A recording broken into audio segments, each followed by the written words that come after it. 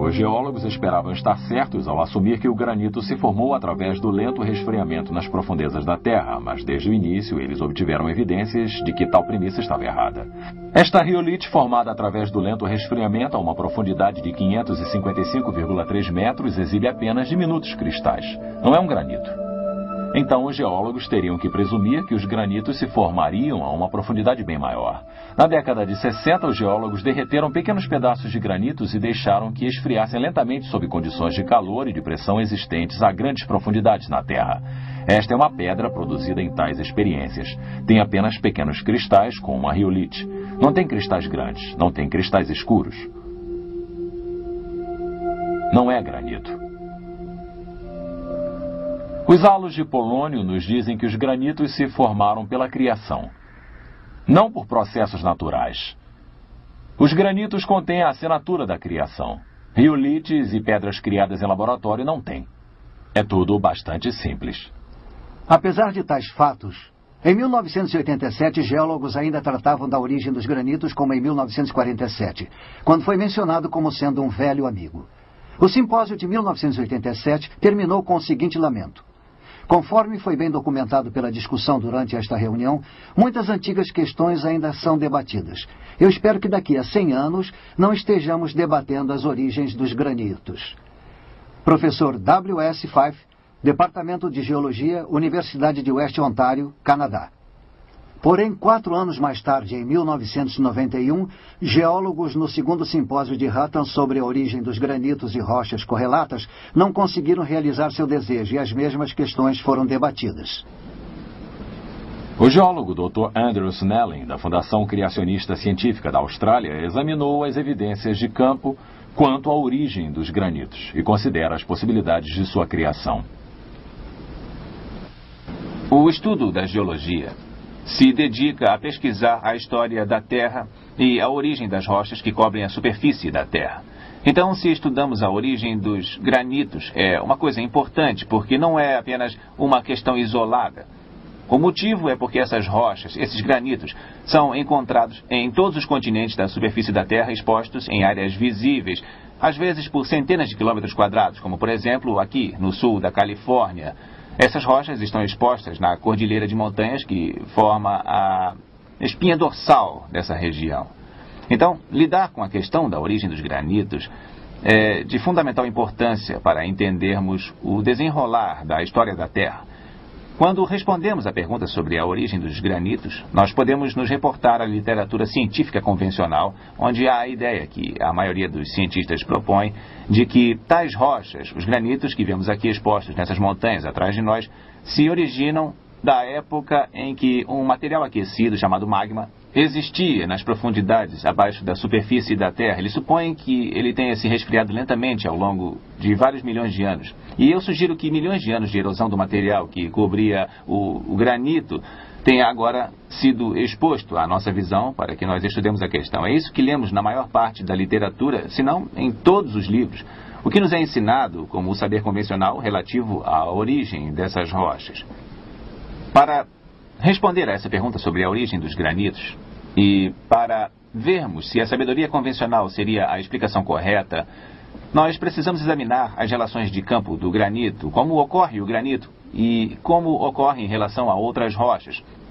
Aqui, por exemplo, no sul da Califórnia, nas cordilheiras, onde esses granitos são expostos em centenas de quilômetros quadrados, nós encontramos algumas relações bastante estranhas para as quais o saber convencional não parece ter explicação. Por exemplo, nós vemos, como aqui nessa rocha, uma parte escura, como se fossem blocos e remendos que estão claramente delineados e facilmente visíveis contra o granito normal.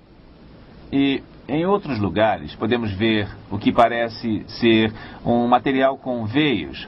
E isso suscita a pergunta se por acaso teriam 2 ou talvez até 3 formas de magma derretido de diferentes composições. E também suscita a pergunta de como o saber convencional pode explicar formas derretidas assim, existindo lado a lado para produzir rochas desse jeito tão diferentes umas das outras. E mesmo assim não se misturam. Quando vamos até Bishop, por exemplo, aqui na Califórnia, nós podemos ver, na verdade, numa área montanhosa, material derretido, nesse caso que resfriou até o lodo, interagindo com uma rocha do tipo de granito, o minério de granito que nós temos. E lá onde sabemos com certeza que houve mistura e interação, nós podemos ver onde bolhas de minério de granito foram incluídas na pedra básica. E isso indica que, pelo que sabemos, o material derretido interagindo com a rocha, isso produz a mistura. E isso realmente suscita questões acerca do saber convencional que normalmente explicaria estas pedras que vemos aqui como talvez sendo várias formas derretidas resfriando ao mesmo tempo que deveriam se misturar. Porém, essas relações demonstram que não se misturaram. Isso nos leva a fazer a pergunta: existe alguma outra explicação possível para a origem destas rochas, para estes granitos? Eu acredito que haja outra explicação. Sabe, quando eu olho para estas pedras e eu vejo suas relações conforme nós discutimos aqui, nós somos levados a perguntar a nós mesmos: poderiam estas rochas ter sido formadas rapidamente, repentinamente? Afinal, não houve tempo para haver mistura.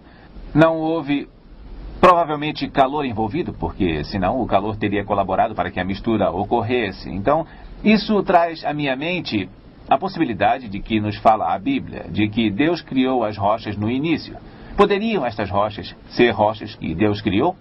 A Bíblia nos diz que no começo Deus criou a terra, Ele criou o solo. Isso significa que Ele criou as rochas.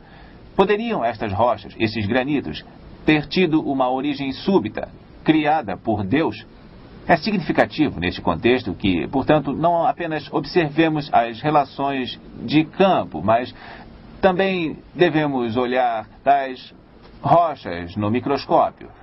Porque no microscópio, ao examinarmos estas rochas, poderemos ficar cientes de que existem provas sólidas, que já foram descobertas há algum tempo, a respeito de partículas nestas rochas, uma radioatividade que sugere de maneira enfática que estas rochas tenham sido criadas por Deus. Uma assinatura indicadora de tal radioatividade surgindo do nada por alguns momentos, deixando sua marca no granito sólido, nos fala de uma criação instantânea como as bolhas congeladas no copo de Alka-Seltzer. Algo extraordinário aconteceu quando estas rochas se formaram. Algo que desafia todas as leis físicas que atualmente observamos. A evidência foi apreendida pelo granito. E no microscópio podemos ver o pequeno mistério da criação, halos de polônio. Eles são um mistério apenas para aqueles que estão determinados a permanecer com a teoria de uma Terra com bilhões de anos de idade. Para aqueles dispostos a aceitar o relato de Gênesis de uma criação recente e súbita, os halos são perfeitamente compreensíveis. Eles se encaixam no quadro bíblico encontrado nas próprias rochas criadas no início da semana da criação. No princípio, Senhor, lançastes os fundamentos da terra. Hebreus 1:10. Pois ele falou, e tudo se fez. Ele ordenou, e tudo passou a existir. Salmos 33:9. Os halos radioativos de polônio oferecem provas sólidas de que as rochas que são a base da Terra, os granitos, foram criados quase que instantaneamente. Para o Dr. Robert Gentry, aqueles anéis de coloração pálida são quase como se fossem as impressões digitais de Deus, a assinatura da criação.